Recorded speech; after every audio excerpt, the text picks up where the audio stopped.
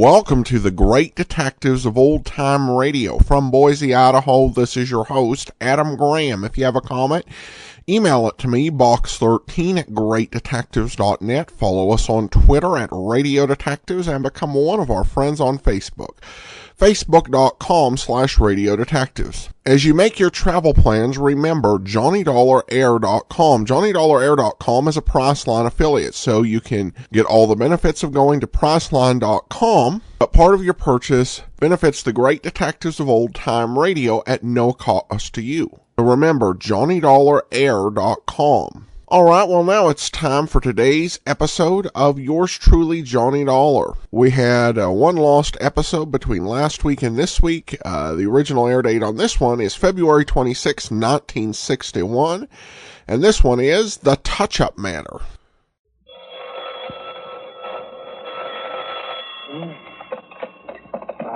Hello? Oh, Johnny Dollar. Johnny, listen, Johnny. Oh, hold it. What? Now, let me switch on this bed lamp. No, listen, Johnny. Are you there? Oh, there we are. Hello? Yeah.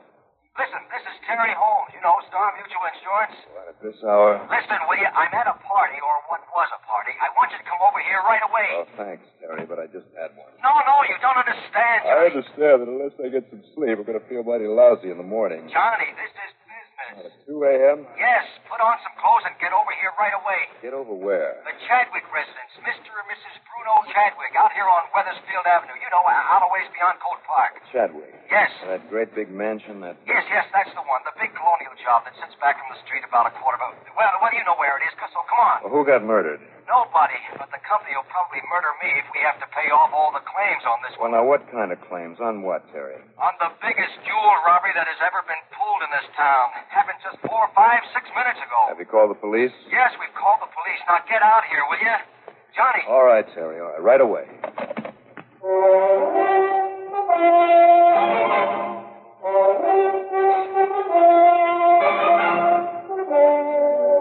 The CBS Radio Network brings you Bob Reddick in the exciting adventures of the man with the action-packed expense account. America's fabulous freelance insurance investigator. Yours truly, Johnny Dollar.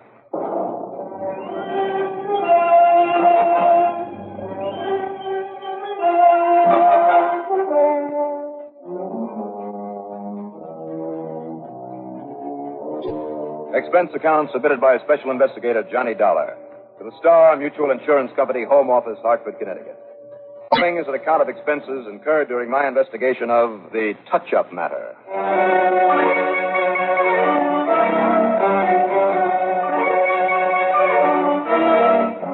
Expense account item 1, lack of sleep.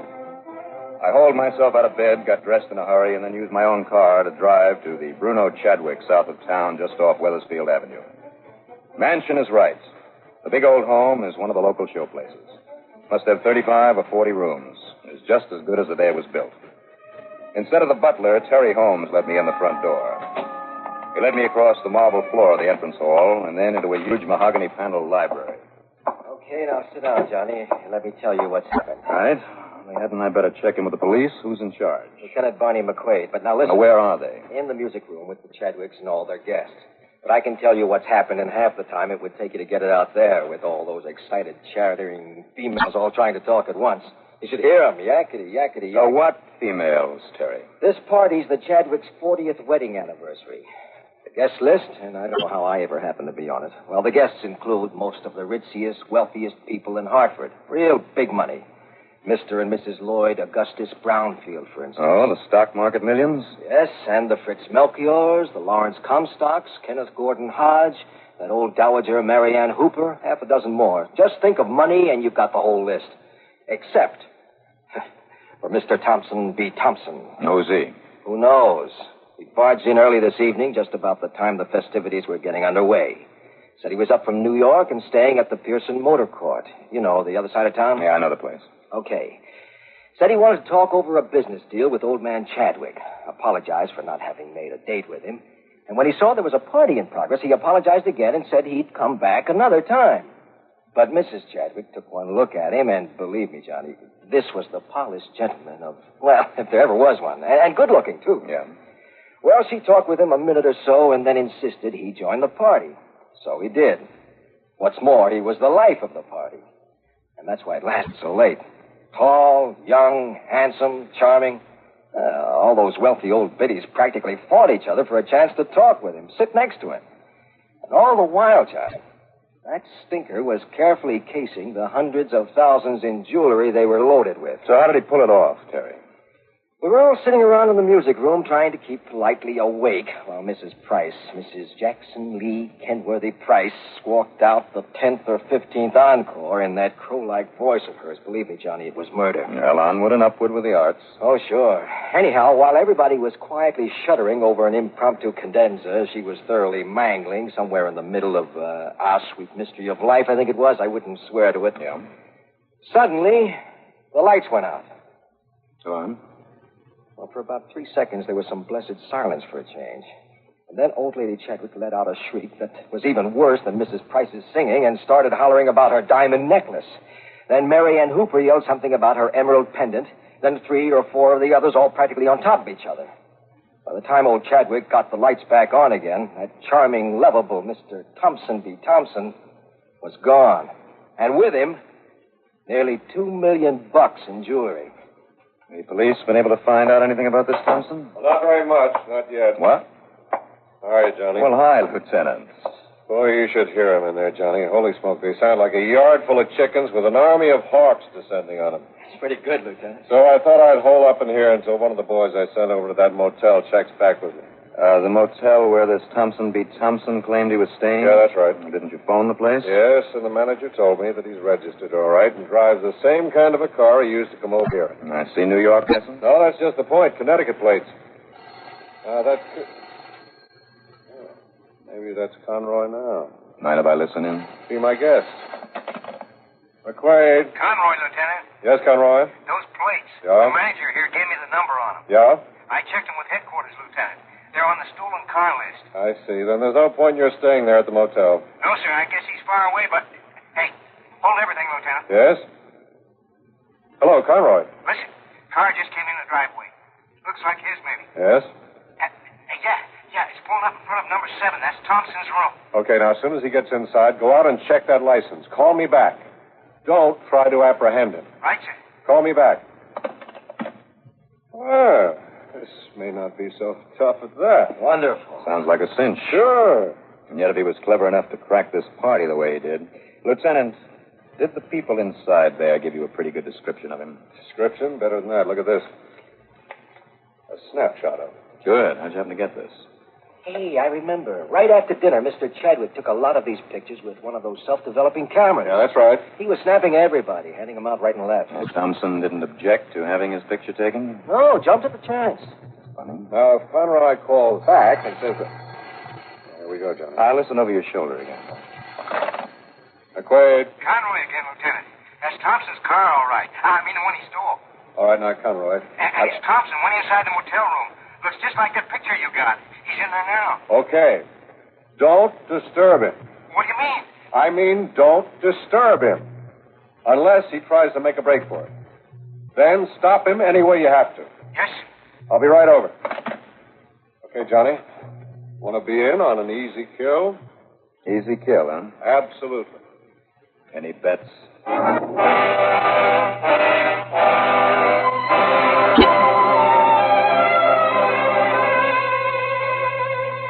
The lieutenant, one of his men, and I hopped into a prowl car and tore on over to the Pearson Motor Court, going into the driveway as quietly as possible, with the lights off. Conroy was there. He was waiting, and he led us over to in front of unit number 7. You're sure he's still in there, Conroy? Yes, sir. And see? There's a stolen car. Still there. Oh, hi, Chris. Hi. Look, Lieutenant, you can see him moving around inside. I'm in his shadow against the shade. Maybe packing up for a fast getaway. All right, now, I'll take the door. Conroy, you cover me on this side. Chris, you and Mr. Dollarkin. What am I talking about? Listen, Johnny, you have no business being in on this. If Thompson gets rough, if he's armed... So what? Go ahead, start pounding on the door. It'll be on your own responsibility. So I'm a very responsible guy. Now go ahead with him. Okay. Now be careful. You too, Chris.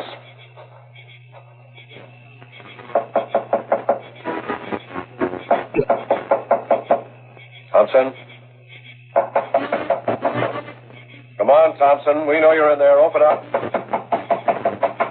This is the police, Thompson. You open this door, or do we shoot our way in? Well? Boys, hit the door. Okay, Lieutenant. All right, Thompson, come on. What the devil? Well, Lieutenant, it looks as though a bird has flown the coop. Shadow I saw from the outside. Here, Chris. On top of this lamp. This little pinwheel affair. Yes, you're right, Johnny. Heat from the lamp makes it turn. Cause the moving shadow that we saw there on the window shade. I'll be a monkey's uncle. Well, here's how he got out, Lieutenant. With this open window back here. Yes, for once, you're right, Conroy. Question is, when? Well, now, what do you know? Maybe I better go out and keep an eye on his car, Lieutenant. Yeah, do that, Chris. Well, Conroy, thanks to your stupidity.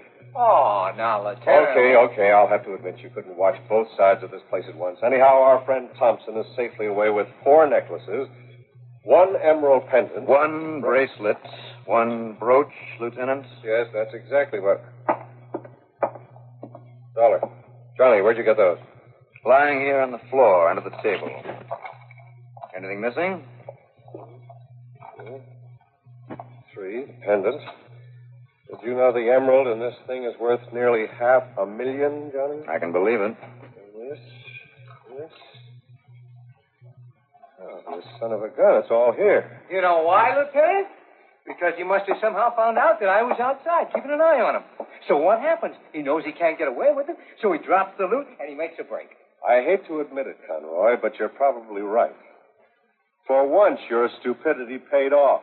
Oh, Lieutenant, what do you mean, my stupidity? Well, possibly what the lieutenant means is the way you parked your police car right there at the side of the driveway, where Thompson couldn't but see it when he drove here.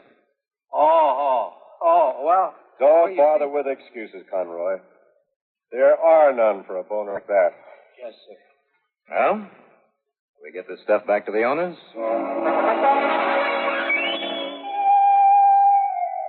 The wealthy old ladies were tickled pink to get their expensive baubles back. And the look of relief on Terry Holmes' face was really something to behold. He'd been quietly sitting alone in the library, adding up the $2 million odd he thought his company would have to pay out. But there was nothing quiet about the music room. Yes, well, thank you, ladies, thank you. But now the boys and I had better... You're wonderful, Mr. Dollar. I just don't know how you did it. Oh, I just knew when Mr. Holmes said he was bringing you into the case. I just knew you'd get our things back. Well, now, look, Miss Chadwick, the real credit for this should go... Yes, sir. I just told the lieutenant, Mr. Dollar, we're certainly proud of you. Well, now, Mr. Chadwick, If there's anything I can do for you any old time, just you ask for it, my boy. And you did it all so quickly. It's just wonderful. Well, now, you sure they're all here, Mrs. Chadwick? No stones missing, anything like that? We've checked them, every single one. Well, good. You're just wonderful, Mr. Dollar. Well, I wish you ladies would thank the lieutenant if he and his men hadn't got there so quickly. Oh, now you're too modest, Mr. Dollar. No. It's a fact. Just because I happened to see the jewelry lying there for... Well, you tell them how it happened, Lieutenant. Well, the boys and I had better get back to headquarters, folks. Oh, but not before you tell us all the details. Oh, yes, please, Lieutenant. Tell us just exactly. Well, now, please. Oh, come Wow.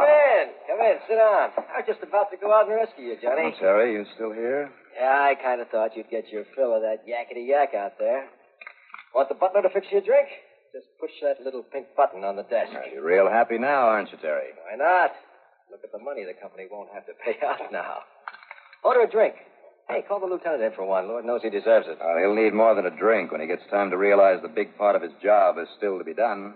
Well, what do you mean by that? I mean running down this Thompson character. Who cares about him now that the stuff is back? I do, for one. And you know something? I got a couple of ideas. Oh? Like what? Well, take that picture of him. Beg your pardon, this picture. I forgot to give it back to the lieutenant. Looks exactly like him, Johnny. Tall, slim, kind of ramrod. I mean that straight sort of military bearing, slick black hair, neatly trimmed mustache. That's the guy. Almost pretty, though, isn't he? Almost like he used makeup to look younger than he really is. Why not? Didn't those old biddies out there really flip over him? And he didn't mind having his picture taken. Why? Don't ask me. And why did he tell everybody where he was staying? He certainly knew he was going to pull this job. Hey, you're right. And another thing, too. What's that, Johnny? Where was he between the time he left here and when he finally arrived at the motel? That policeman, Conroy, had plenty of time to get there before Thompson did. What's more, he didn't hesitate to calmly walk into his room in spite of a prowl car parked outside. And why did he go back to the motel at all? Yeah, that is kind of funny. Sure it is. And it all adds up to one big, fat, powerful hunch. Hooray. So what are you going to do, Johnny? Well, first of all, since your company has it all so nicely insured, I'm going to borrow that jewelry. Huh? Just until sometime tomorrow morning, Terry. I don't think anything will happen to it. Well, it better not. Go on in there and pry it loose from all those gabby old ladies for me, will you? Go on, Terry. Now, what's the matter? Okay, whatever you say, Johnny, but I sure hope you know what you're doing. Yeah? So do I.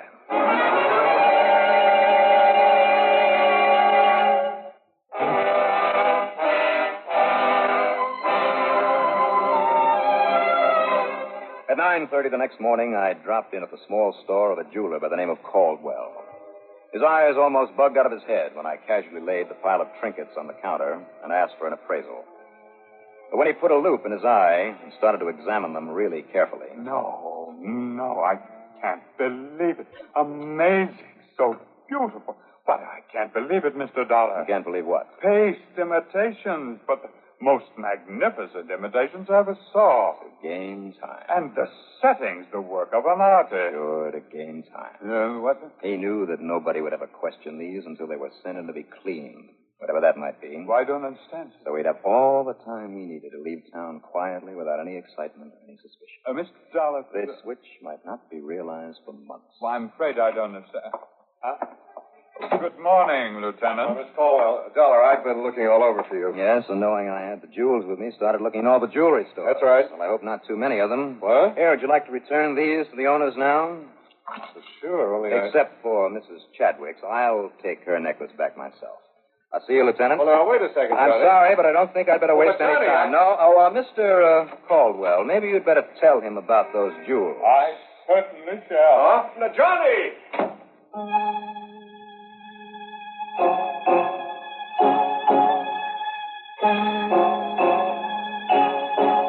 You know, from that moment on, things slipped so neat into place I could hardly believe it. First, of course, I returned the necklace to Mrs. Chadwick, without telling her, not yet, that her stuff was only paste. And I only wish there was something I could do to show my gratitude. Well, there is, Mrs. Chadwick. Well, what's that, Mr. Dollar? Well, I'd like to borrow that camera that makes the pictures right after you snap them. Why, of course. Also, I'd like to know where you have this fine jewelry cleaned when you do. Oh, at Richter's, that big place on High Street. We wouldn't think of taking them anywhere else. We? Oh, yes, all the ladies you met last night. Oh, thank you very much. What?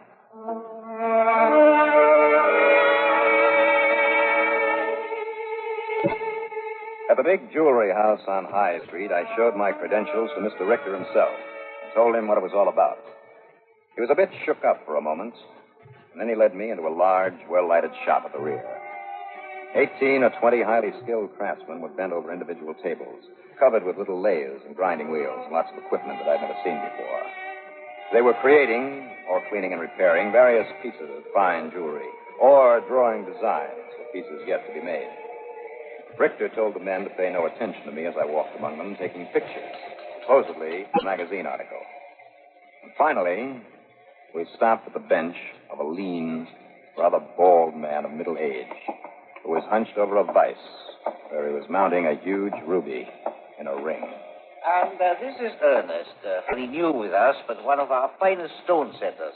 Designs and makes all the mountings himself. Ernest? Don't let us interrupt your work, Ernest. Oh, thank you, sir. We're going to miss you, though, when you leave for that job in Philadelphia, is it? Yes, sir. But I'll be here another week or so, Mr. Richter. Oh, yes, that's right. I think I'd like your pictures standing up, Ernest. Standing, sir? Yes, if you don't mind. Do you?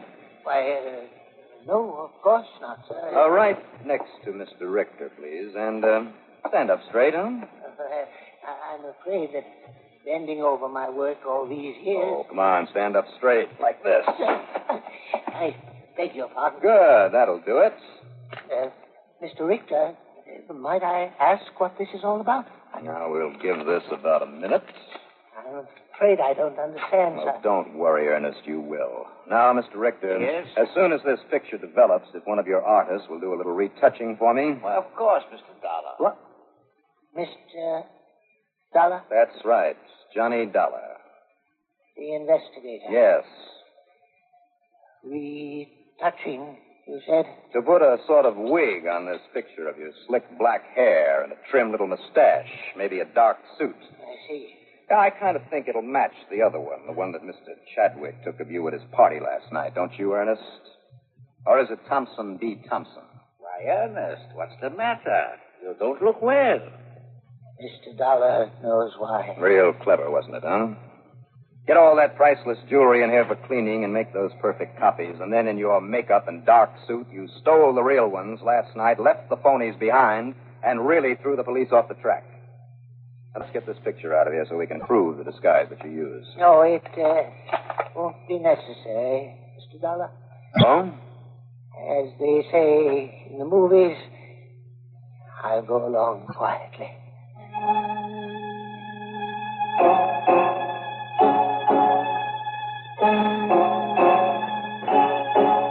The gems he'd stolen, well, we picked them up at apartments. And then took them along to police headquarters. It's funny. Lieutenant McQuaid even forgot to bawl me out for having kept that first picture of Ernest. Expense account total? What expense account? But believe me, I want a nice fee on this one. Yours truly, Johnny Dollar.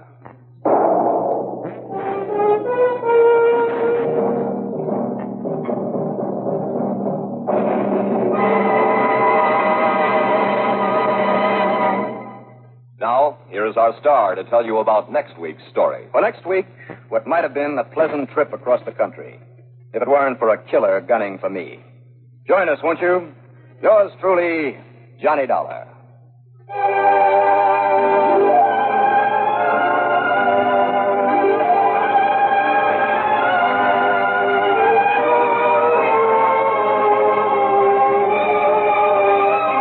Yours truly, Johnny Dollar, starring Bob Reddick, is written by Jack Johnstone, produced and directed by Bruno Zerato, Jr., musical supervision by Ethel Huber.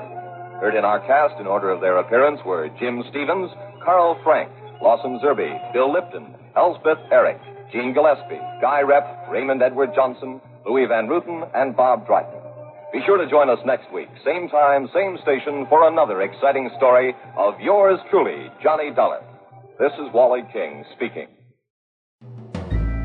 This is Andrea J. Graham, author of the Web Surfer series, Oh, and a Madam's Wife. You're listening to the Great Detectives of Old Time Radio.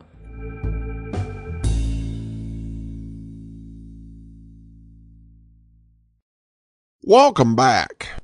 A good solid case. It's one of those episodes of Johnny Dollar that seems like it might be something that would have appeared in Ellery Queen magazine. And you also have Johnny using a newer technology, in this case the Polaroid camera, though not referring to it as a Polaroid, as well as photographic touch-up in order to see how the criminal disguised himself. Now, I do turn now to a listener email that suggests that Johnny Dollar's perhaps not always as precise as we might prefer on some of the science. He writes, "Hello, Adam. I'm sorry this email comes so late, but I have a response to your feedback request from a somewhat recent episode of yours truly, Johnny Dollar. I was such a huge fan of Bob Bailey in the role that I knew I couldn't fairly judge any replacement of his right away, so I waited before listening to any of the new guy. I'm still at the he's no Bob Bailey stage, but I never went through the he's terrible only because he's not Bob Bailey stage. My fellow Whovians are familiar with the phenomenon. In any event, you ask about whether or not sound waves could influence radio waves or vice versa, as they did in the new guy's first episode. Well, speaking as someone with 2 physics degrees, the answer is not the way they do in this episode.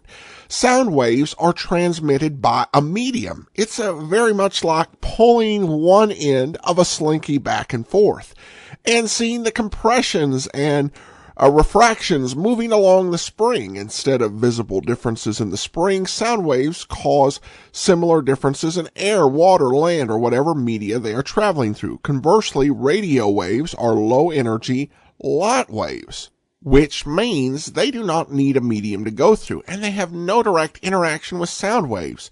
They can be refracted, though, just like white light that is split by a prism, or like the light moving through the boundary between air and water in a swimming pool gets bent to make your legs look short and crooked when your head is above water. A few short years before this episode was produced, pressurized tanks of air were created, and loud enough sound distorted the light going through them because of the refraction effects. The air was acting like a prism for the light, but changing how it did so, distorting the image behind. I suspect the writer had a genuine interest in science, but lacked the knowledge to understand that a phenomenon that worked in a pressurized air tank wouldn't translate into open air. The volume of sound needed to produce this effect outside the controlled environment of a pressurized tank would be fatal to the people around it. That's a story of sonic weapon more suited to your Superman show than to Johnny Dollar. Anyway, I think that should answer your questions. If not, drop me a line on anything that's still unclear, and I'll happily elaborate. No, I think you pretty well covered it, Blaine, and I appreciate the scientific insight, and it does show where the writer went wrong. You mentioned the a sonic weapon in Superman. One of the very last serials was actually one of the best ones, and it featured Superman fighting a man who had become a sonic weapon through some dubious means, but it's science fiction of the 1940s, so somewhat understandable. But I definitely appreciate how many folks we have listening to the program who are experts in their own field and can often point to issues with stories that I wouldn't quite get on my own because I'm not experts in that particular field, and that I can even ask on occasion, is there physicist or doctor in the house to explain whether this is really something that legitimately could happen, and we actually get answers, so that's really neat. All right, well, that will do it for today. Join us back here tomorrow for Dragnet. Next Friday, another episode of yours truly, Johnny Dollar. In the meantime, send your comments to box13 at greatdetectives.net. Follow us on Twitter at Radio Detectives, and become one of our friends on Facebook, facebook.com/Radio Detectives. From Boise, Idaho, this is your host, Adam Graham, signing off.